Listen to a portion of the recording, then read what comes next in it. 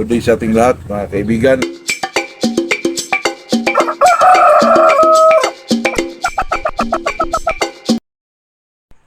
Good morning mga boss.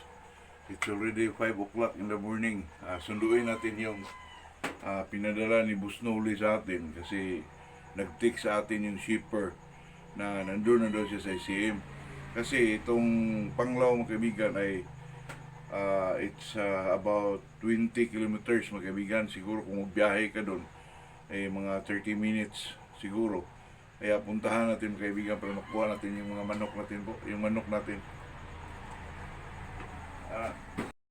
Natin mga boss.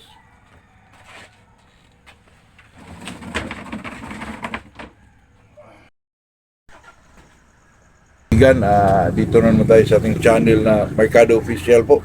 Shout out muna tayo kay Bongki Bongki, Edmonton, Canada, Erwin Colantes, Montalban, Rizal, Sergio Colanag, Saudi Arabia, Vicente de Leon, Saudi Arabia, Arlinda Suyat, Hong Kong. Itong topic natin today is about sa mga kaibigan, kung nakamanok ka ng ganito, huwag mo na alagaan, sayang lang ang panahon po.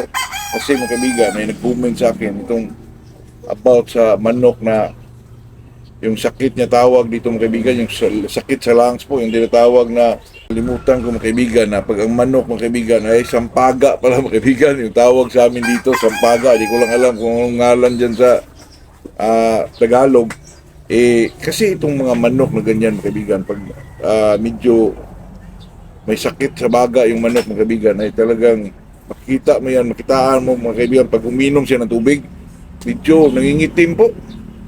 Nangingitim ang manok, at saka pag isabong kaibigan, medyo matagal-tagal, kahit hindi matagal, 3 bakil, 4, talagang nangingitim ang manok po. At saka itong mga ganyan na klase, nakuha nila yan sa sakit ng kaibigan, na yung pagsabong ka, tapos makainom ng tubig ng kaibigan, yun ang umpisa ng yung sakit na yan.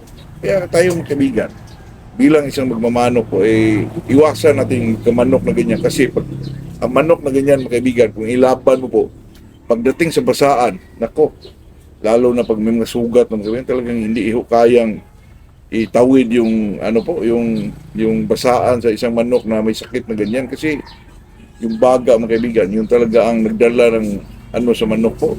Kasi pag medyo mahina yung baga ng isang manok, wala po, talagang mag-surrender yan sa laban. Mo yung mga breeder mga kaibigan, diba doon talagang sa mga bundok maggawa ng farm, kasi ang dyan mga kaibigan, yung baga ng manok na healthy talaga, singot na hangin mga kaibigan ay presko para maganda po mga baga ng isang manok po. Kaya itong tinatawag kong makamanok ka ng ganito, yung medyo pag-inom ng tubig mga kaibigan, nangingitim, so ibigay mo na lang yan sa kaibigan mong mga kaibigan, yung kaibigan mabait, para siya na lang ang bahala dyan. Kasi ang manok na ganyan kaibigan, pag bakil, 3 to 4 bakils, talagang nangitim yung mukha po. Sabi nung nag-comment dito sa atin kaibigan, kung ano daw ang gamot, talagang walang gamot po yan mga kaibigan. Ilang bisis ako nakamanok ng ganyan, kahit anong ibigay mo po, ay wala talaga. Talagang gano'n lang siya, gano'n, nangingitim. Pag medyo mapagod siya ng kuntoy, mangingitim yung mukha. Nako, mahirap yun mga kaibigan. Kaya sa atin naman, iwasan natin yung makamanok tayo ng ganyan, kasi pag ilaban mo lang, kawawa lang yan mga kaibigan. Kung i-breed mo naman yan, baka magmana doon sa mga anak mga kaibigan, lalo na. Baka hindi, kasi na-cross mo ng ibang bloodline, pero iwasan na lang natin yun, kasi tayo lang ang mag-suffer pagdating ng panahon na i-breed pa natin yan. Kaya kung mga ganyang sistema mga kaibigan, na talagang iwasan natin yung mga manok na ganyan, lalo na yung itong sakit na to, sampaga. Comment down below kung anong Tagalog siya mga kaibigan. Itong mga ganitong sakit po, kaawa sa manok po, kasi yung mga manok na ganyan, pag isabong mo, kawawa po. Kahit hindi sila matamaan, sila ang pumapalo, malabas mga kaibigan, mangingitim po yung mukha nila po. May tendency, lalo na matamaan ako. Baka tumatakbo pa yung manok natin dyan. Para maiwasan natin yung ganyan, hindi na lang tayo mag-alaga. Bigay na lang natin sa mga kaibigan natin na palaging nangungutang na hindi magbayad. Totoo yan. Ay, itong sa atin mga kaibigan ay talagang usapang magmamanok lang po. Itong sakit nito, wala hong ano to, wala ho itong lunas. Kahit anong gawin diyan, pwede lang siguro yan kung operahan. Pero wala na talaga mga kaibigan. Kaya kung sa mga ganyan, pwede lang naman yan ilaban mo pa rin. Pero sa mga pustahan mo lang ng mga siguro, mga ano lang, maliit na pusta lang. Ay, kundi kung sa akin, ibigay ko na lang yan. Kasi pag makamanok tayo ng ganyan, maawa tayo manood ng kaibigan na talagang ano na, medyo mawala ng hangin po. Nako. Kaya sa atin, iwasan natin yung ganun. Kasi kung i-breed naman natin yan, baka magmana, wala din tayo. Ay, alam nyo na, itong pagmamanok po talagang kung ano man yung nakasira sa pag-alaga mo sa manok, ay iwasan mo na rin yun para kasi ang daming mga ano po, itong tungkol sa pagmamanok. Ang ating alagaan ay yung talagang healthy na lang talaga.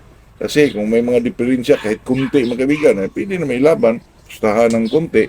At saka yung iba, pamigay mo lang, katulad ko dito mga kaibigan, yung mga sisiw ko dati, magkasakit ng kunti, nako, ibigay ko na yun. Kasi naman, pag inaano mo pa yun, talagang anuhan mo pa ng panahon, baka mag-suffer yung ibang mga alaga mong sisiw po. Kasi alam nyo na, bakterya yun. Pag yan ang gumapang sa lupa, mga kaibigan, mabuhay ulit yan.